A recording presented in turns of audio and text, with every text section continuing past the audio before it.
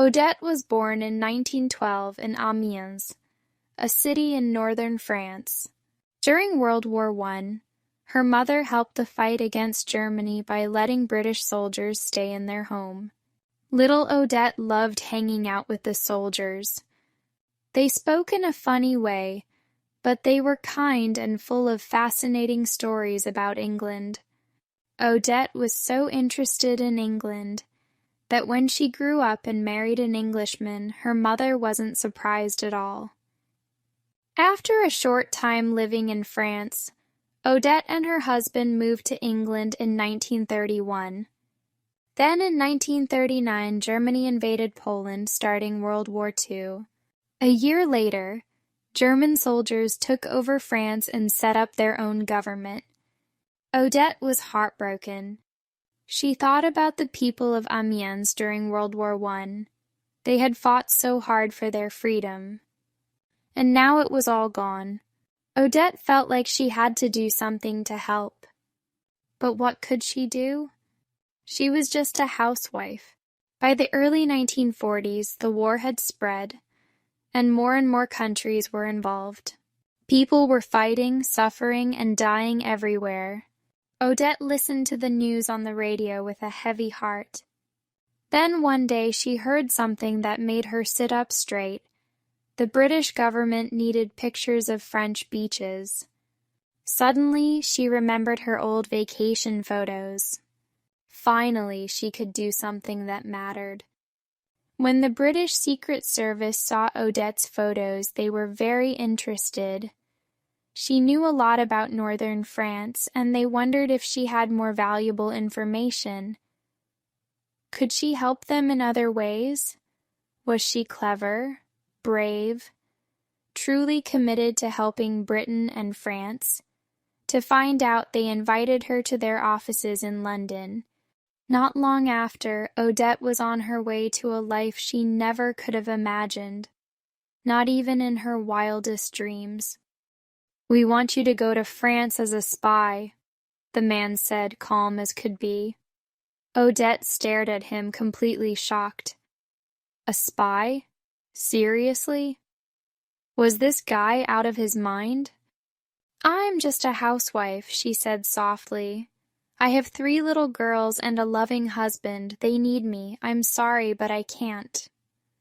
But even as she said the words, Odette felt the truth deep down. Her country needed her more. The room went silent. The man sat there waiting patiently behind his desk. Odette thought about her family, her cozy home, and the life she loved. Her chest tightened with pain, but she knew what she had to do. "I'll help," she said, her voice trembling. "Just tell me what I need to do." From that moment on, Odette's life of secrets and lies began. The first people she had to lie to were the ones she loved most, her family. She told them she was leaving to work as a war nurse. Smiling warmly, she kissed her daughters and husband goodbye, even though her heart was breaking inside. Will I ever see them again? She wondered as she walked away. The Secret Service gave her everything she needed to blend in as a Frenchwoman: new clothes, a French-style haircut, and even a fake French wedding ring. Her safe, comfortable British life was gone, and a dangerous new chapter as a spy had begun. By November 1942, Odette was in Caen, in southern France, ready to start her mission. To anyone looking at her, she seemed like an ordinary Frenchwoman, but behind the scenes, she was working with a British spy named Peter Churchill. They passed money to the French resistance, helping them fight back against the Germans. Odette picked things up quickly. Her missions got riskier and riskier. She found safe houses where other spies could hide. She also helped locate secret spots where British planes could drop supplies like guns and equipment for the resistance. Every move she made was dangerous. In wartime, getting caught as a spy usually meant death. For Odette, even her thoughts had to be careful. On April 16, 1943, everything fell apart. Odette and Peter were captured by the German police and interrogated about their work. "This is it," Odette thought, panic rising. "They're going to kill us." But then a daring idea popped into her head. It was risky, but she had to try. "Don't kill Peter! Kill me instead!" she shouted. "Peter's my husband. He doesn't work for the resistance. He's only here because of me." The Germans hesitated, clearly unsure whether to believe her. Odette's mind raced. She needed to make her lie even more convincing. "Peter's uncle is one of the most powerful men in Britain," she added, her voice firm. "If you kill him, you'll be signing your own death warrant." Would the Germans buy it? Odette held her breath, hoping her lie would be enough to save their lives. The German officers studied their reports, trying to figure out who this mysterious woman was. And who was Peter Churchill? The name Churchill made them pause. Could he really be related to Winston Churchill, the British leader? They couldn't risk killing someone connected to such an important man. "Take them away," the officer barked. "Get every bit of information out of them. Use whatever methods are necessary." When the burning metal touched Odette's skin for the first time, she screamed silently in her mind. The pain was unbearable, but her response never changed. "I have nothing to say." The cold, calculating officer stared into her eyes, then moved to the next level of torture, pulling out her toenails. Odette stayed silent, refusing to cry out. Her body was weak from the pain, but inside she felt strong. Her silence was saving countless lives across France. A few days later, Odette stood in a German courtroom.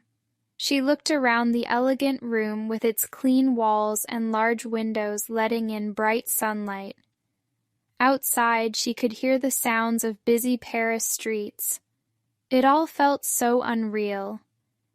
Her body ached and her feet throbbed with pain, but she sat tall and proud, meeting the officer's gaze head-on.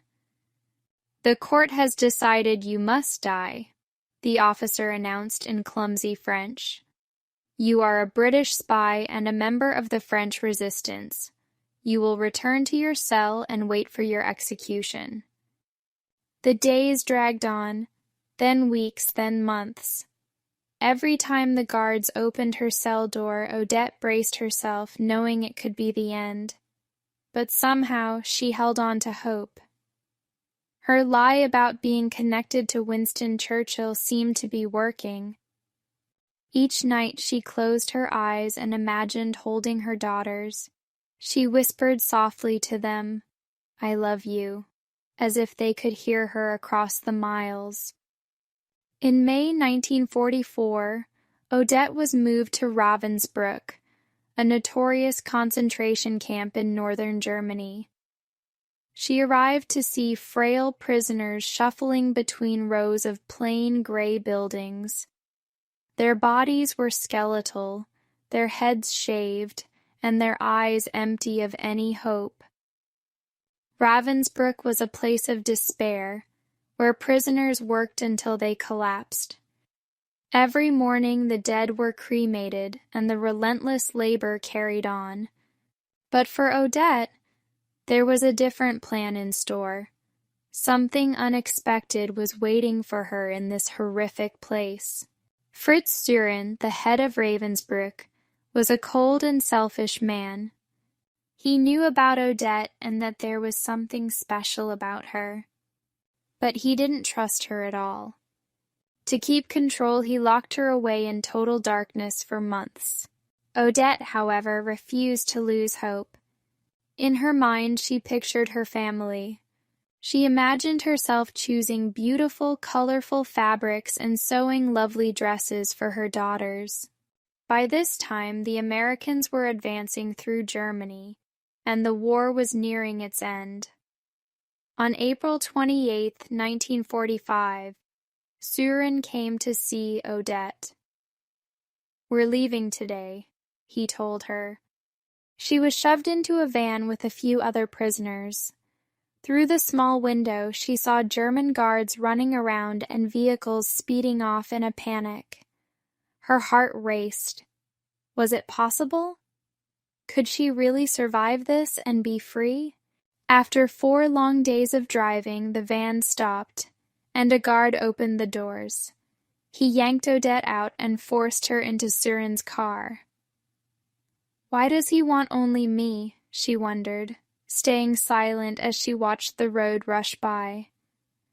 Odette felt sure that Søren planned to kill her, but she held her head high, knowing that her silence had saved hundreds of lives. If this was the end, she was ready to face it with pride. At 10 p.m., Søren pulled into a small town. "I'm handing you over to the Americans," he said.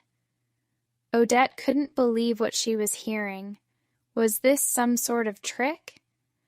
But Søren's expression was serious. He believed she was someone important, and he hoped that by turning her over she'd speak well of him after the war. "This is Mrs. Churchill," Søren announced to an American officer. "She's related to Winston Churchill." Without even looking at Odette, he dropped his gun on the ground. Then slowly, he turned and allowed himself to be taken away by soldiers. Odette stood there, stunned. She looked around at the small town, the kind faces of the American soldiers, and Søren's empty car parked nearby. Was this real? Was she truly alive? Was she truly free? When Odette finally returned to England, she ran into her husband's arms and cried tears of joy. After so many years of fear and suffering, her family was together again. Her daughters hugged and kissed her, holding on tightly to their brave mother. "You look more beautiful than ever," Odette told them. "Your love gave me hope and kept me alive." In 1946, Odette was awarded one of Britain's highest honors for her incredible courage. But she humbly said, "This isn't for me. It's for all the French resistance workers who fought during the war." Odette's bravery saved thousands of lives, both French and British. Even though she loved her family deeply, she chose a dangerous and lonely path to help others.